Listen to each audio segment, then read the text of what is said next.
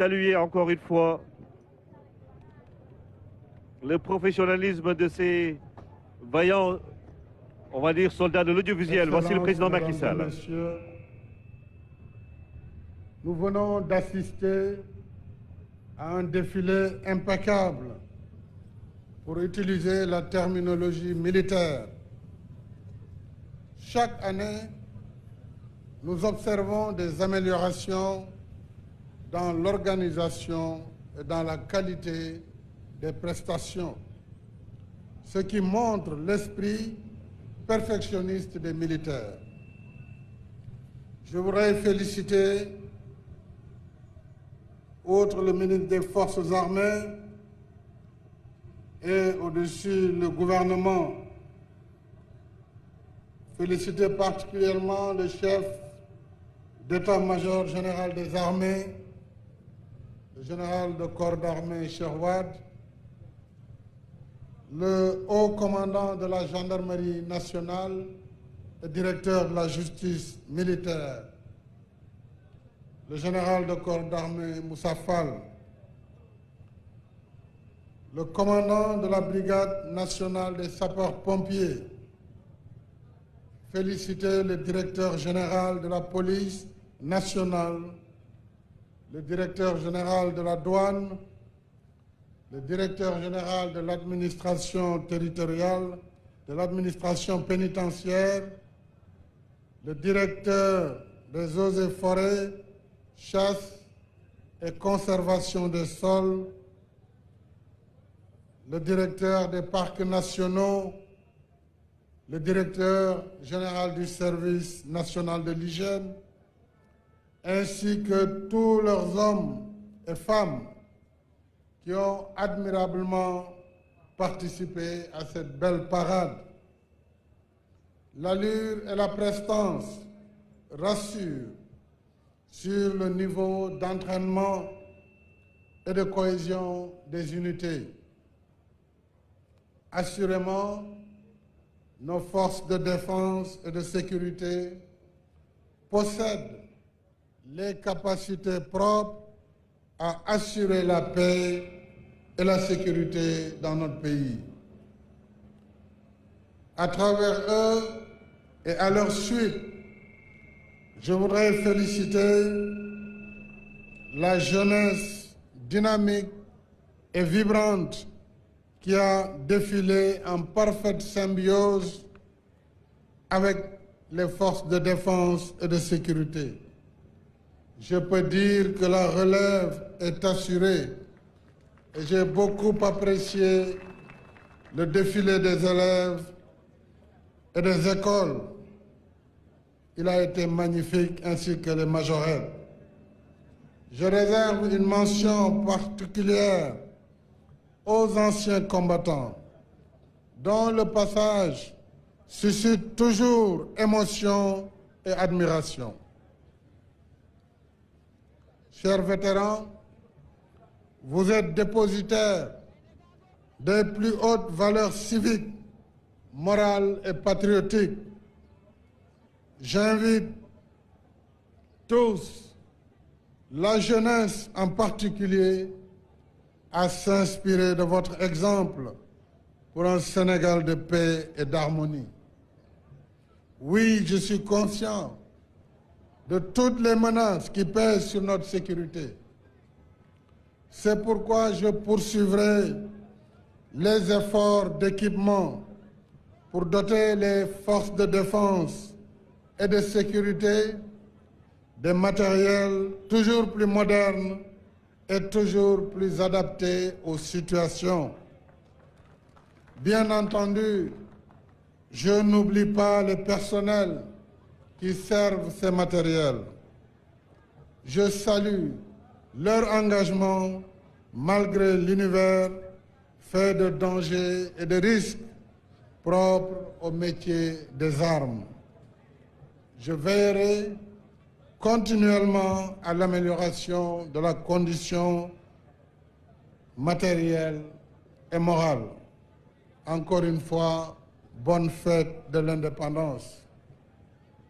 mbokk yi am naa mbégte lool ginnaaw défilé bu am solo bii ñu gis tey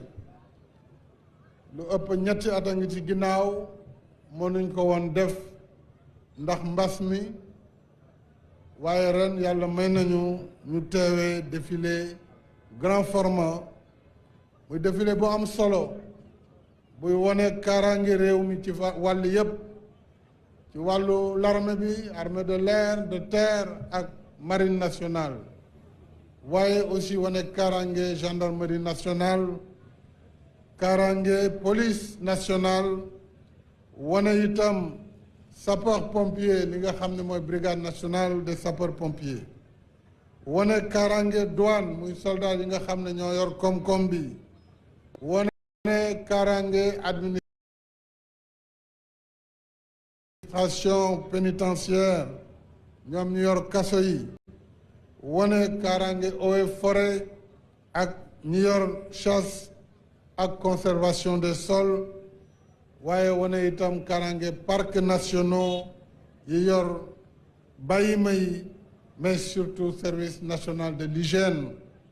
bàyyiwuma ci kenn loolu yëpp day wane rek taxawaayu réew mi ginnaaw juróom-benn fukki at ak ñett bu ñu moomee suñu bopp maa ngi félicité nag ñi nga xam ne ñoo jiite armée bi muy SEMGA chef d'état-major général des armées félicité général bi jiite gendarmerie muy haut commandant de la gendarmerie nationale félicité directeur général de la police ak ñi nga xam ne ñoo yor sapeur pompier douane administration pénitentiaire waa eaux et forêt chasse et conservation waaye itam waa parcs nationaux ak waa service d'hygiène ginnaaw ñoom ak seen ginnaaw maa ngi félicité góor ak jigéen yi fi défilé tey wane taxawaayu réew mi ku gis lii xam ne Sénégal fagaru na ngir aar réew mi ci fànn yépp nag aar ko ci bépp menace ci biir ak ci biti boo xam ne dana permettre nit ñi nekk ci jàmm nekk ci salaam waaye surtout ñu mën a aar suñu alal aar suñuy ressources loolu moo fi am ñu gis itam nag ginnaaw force yi muy l'armée ak ñi ma wax gis nañu défilé civil muy xale yi élèves yi muy défilé école yi wane na ñoom pare nañu ngir jël ëllëg ñoom it ndono li ngir mën a taxaw Sénégal continuer taxawaayam ndax taxawaay boobu du dàkk mukk maa ngi waxaat lii ngeen fi gis lu ci gën a bëri ci at yi lañu ko jënd te kanam la jëm bu ci yàlla àndee ndax àdduna moo soppeeku saay-saay yi bëri nañu ci domaine bu nekk war na tax nag ñu gën a fagaru gën a yokk suñu kaaraange loolu dama koy wax ngir dalal xelul waa réew mi wax ko itam ngir ñu xam ne ginnaaw matériel bi ay nit ñoo koy doxal nit ñooñu itam ñoom ñëpp à l'instar de toute l'administration dinañu gën a bàyyi xel seen condition militaire seeni payoor ak seen situation njaboot maa ngi gërëm ñëpp di wax bonne fête de l'indépendance déwénati jërë ngeen jëf. Voilà le président Macky Sall qui vient de prononcer son discours, qui s'est dit fier de ces soldats sénégalais de l'armée sénégalaise. Un défilé impeccable. C'est le mot à retenir aujourd'hui. C'est le chef suprême des armées qui s'honore de voir les troupes sénégalaises porter haut le flambeau de cette nation, héritage laissé par les anciens combattants qui ont défilé aujourd'hui, tout comme les civils, les militaires, les paramilitaires, mon colonel Moussa Koulibaly de la DIRPA. Tout à fait. Il s'est félicité de la qualité du défilé, aussi bien civil et militaire. Il a en particulier mentionné, comme d'habitude, il y a une mention spéciale pour les anciens combattants, à qui il ne manque jamais l'occasion de rendre un hommage particulier lors de cérémonies ou lors d'événements de ce genre-là. Voilà, donc c'est un défilé qui a été à la hauteur des attentes et C'est tout ce qu'on pouvait attendre. Et c'est important de voir le chef de l'État, chef suprême des armées,